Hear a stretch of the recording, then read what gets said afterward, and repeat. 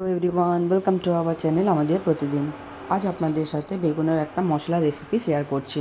এটা বানানোর জন্য আগে থেকে একটা মশলা বানিয়ে রাখতে হবে। তাতে পেঁয়াজ বাটা, আদা রসুন বাটা, জিরে পাউডার, ধনে পাউডার, অনেকটা করে টমেটো পেস্ট আর একটু আমচুরের পাউডার দিয়ে মশলাটাকে ভেজে বেগুনগুলোকে 4 ভাগে করে ভাগ করে তার ভিতরে মশলাটাকে দিয়ে তেল দিয়ে ভেজে নিলে তৈরি হয়ে যাবে মশলা দেওয়া বেগুন।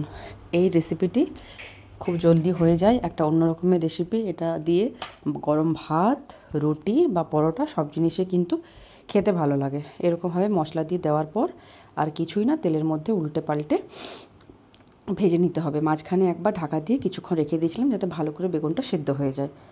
এটা হচ্ছে ফাইনাল লুক। হওয়ার পরে নিরামিষ দিনে এটা বানাবেন, ভালো লাগবে খেতে। ভিডিওটি ভালো লাগলে লাইক করবেন, শেয়ার করবেন, সাবস্ক্রাইব করে পাশে থাকবেন। ধন্যবাদ।